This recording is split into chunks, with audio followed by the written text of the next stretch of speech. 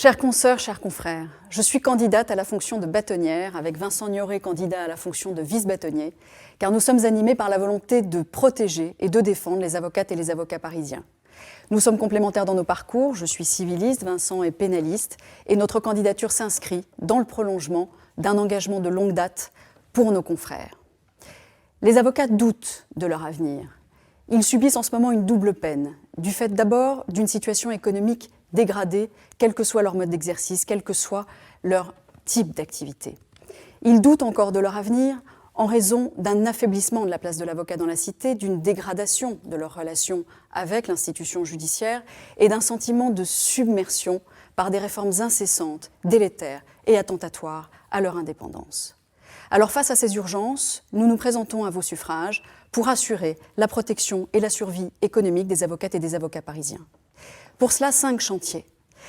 Identifier les marchés de croissance et les marchés de niche. Favoriser l'interprofessionnalité et le rapprochement des avocats.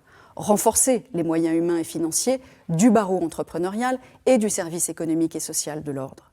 Repenser les missions financières pour faciliter le rétablissement des avocats. Enfin, nous créerons un fonds d'investissement qui aura pour mission d'accompagner, après avis de la commission financière, le développement des projets numériques des avocats. Les jeunes avocates et les jeunes avocats sont les forces vives de notre barreau. Pour eux, nous développerons les axes suivants. Nous mettrons en place tous les 2 ans les chantiers de la collaboration pour cibler les difficultés de la relation de collaboration et envisager les remèdes à y apporter sous l'égide de l'ordre dans le consensus. Nous promouvrons l'effectivité du congé paternité, qui est un facteur d'égalité, et œuvrerons en faveur de l'obtention d'avantages fiscaux calqués sur ceux dont bénéficient les entreprises en matière de garde d'enfants. Enfin, nous créerons un programme de mentoring pour instaurer une relation d'aide et de transmission entre toutes les générations du barreau de Paris. Défendre notre profession, car les avocats sont les défenseurs des libertés individuelles. Nous nous battrons pour la défense de l'oralité, pour la défense de la liberté de plaider, pour la défense du secret professionnel, pour permettre la garantie des confidences des justiciables reçus par les avocats. Et nous créerons une task force pour défendre le secret professionnel, spécifiquement en matière de conseil. En ce qui concerne la place de l'avocat dans l'institution judiciaire, nous devons rétablir une relation de confiance et de respect mutuel avec les magistrats. Pour cela, nous appelons de nos vœux la création d'un poste d'ambassadeur permanent de la profession au sein de la chancellerie, auprès de la chancellerie.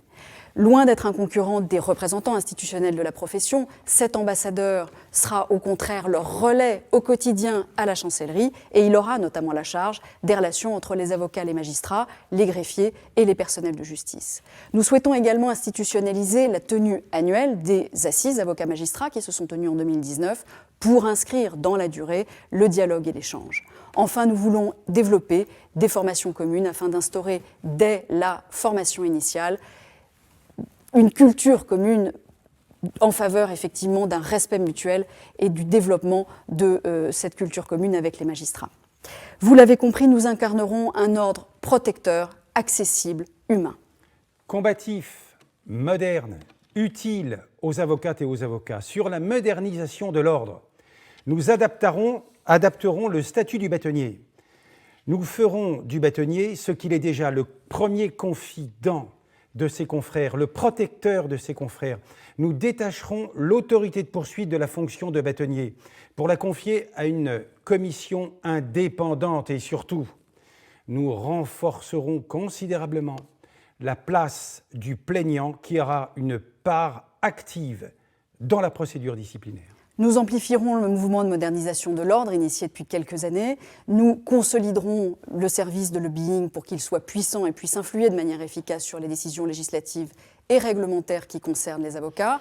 Nous créerons une commission prospective et innovation pour anticiper le changement. Enfin, nous porterons la voix forte et spécifique du barreau de Paris en France et dans le monde. Rassemblons le barreau parisien.